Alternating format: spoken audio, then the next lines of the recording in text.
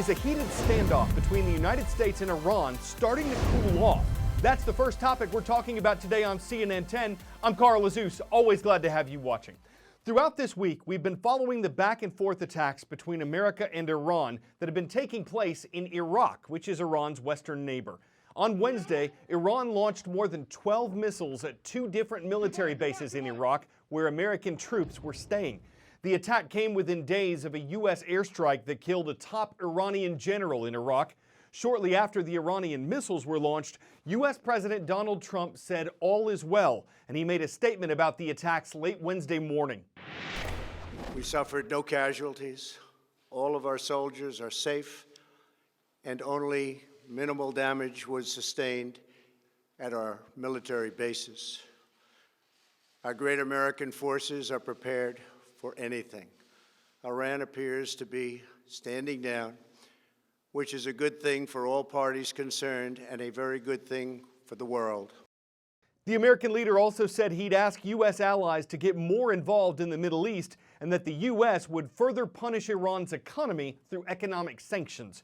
But he also suggested that if Iran quits trying to build nuclear weapons and supporting terrorism, the U.S. wanted it to have a prosperous future in harmony with other countries. Iranian officials also spoke out on Wednesday. Supreme Leader Ayatollah Ali Khamenei said the U.S. was given a slap in the face, and President Hassan Rouhani said, quote, "If America commits a crime, she must know that we will act decisively as we have already shown." But as far as Iran's missile attack goes, some officials from the Trump administration say Iran intentionally avoided hitting areas where American troops were concentrated, suggesting Iran might have wanted to send a message but not actually trigger a U.S. military response. So it's possible that both sides here are looking for ways to calm things down. All of this coincided with a roller coaster ride for global oil prices. In the hours after the Iranian missile attack, they jumped up to more than $65 per barrel.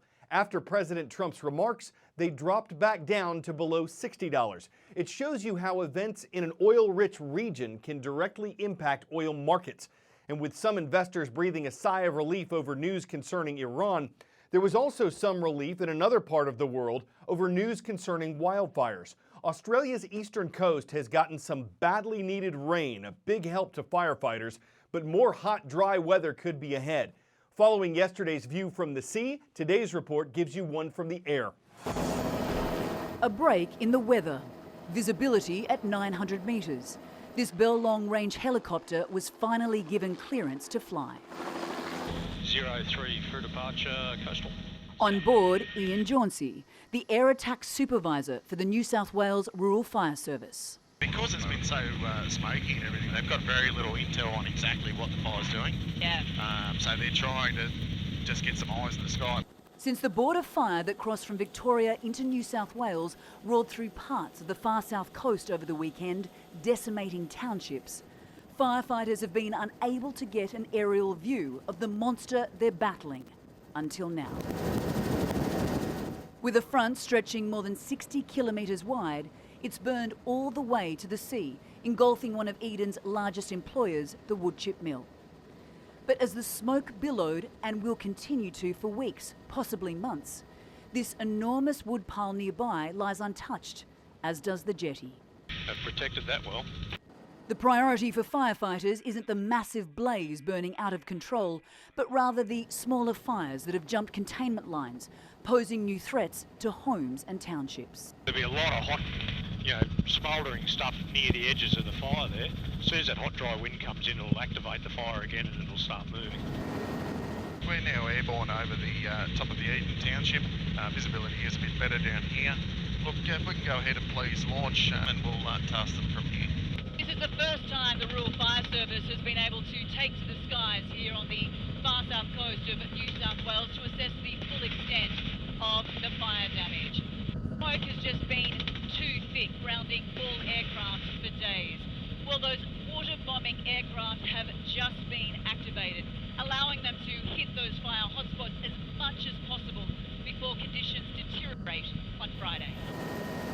Two Black Hawks soon appeared as Ian and pilot Mick Kennedy directed them to nearby dams to fill up their 3,000-litre buckets with water and extinguish identified hotspots.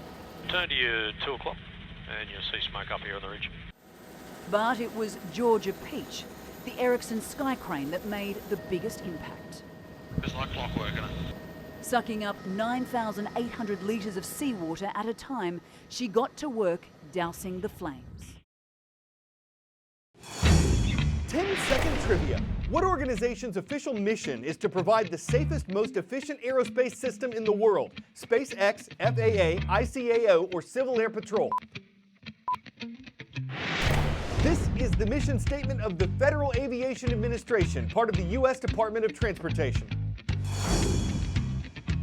The FAA sets rules for pilots, planes, and drones. And while we're not sure if any laws are being broken in Colorado and Nebraska, where multiple drones have been seen flying at night, a report in the Colorado Springs Gazette suggests they could be part of a secret U.S. Air Force program that uses and monitors drones.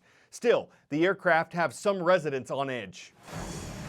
In Colorado and Nebraska, That is so creepy. a mystery in the night sky.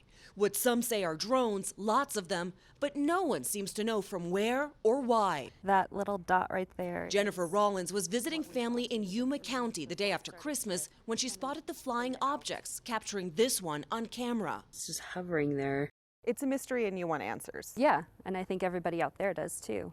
It's really unnerving to be out there by yourself and you see these flashing lights near your home. You want to know what it is and why it's out there. The enigma puzzling Colorado and Nebraska law enforcement in more than a dozen counties.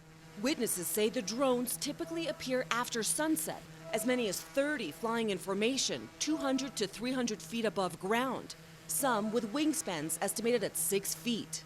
One sheriff pinpointing the area where a rancher spotted some on New Year's Eve. He observed anywhere from 5 to 10 drones over about a 25-mile square radius. Although they don't believe the flying objects to be malicious, officials want answers. Colorado Senator Cory Gardner tweeting that he's closely monitoring the situation.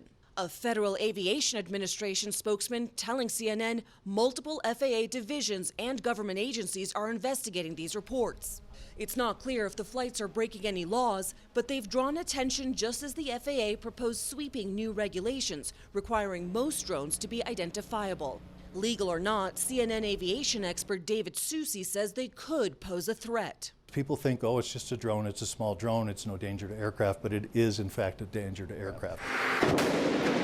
They still are made of metal and they can go through the aircraft and cause damage. Even engine ingestion can cause an engine failure. Some theories suggest the drones could be flown by private companies conducting land surveys, or part of a show like this one. Someone tinkering with new Christmas gifts? Not likely.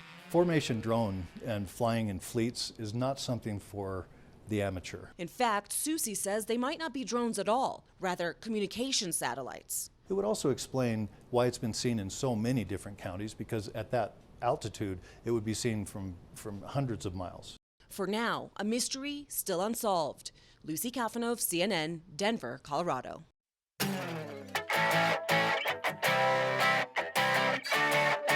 Who's hungry for pizza? Now, who's hungry for pizza from an ATM?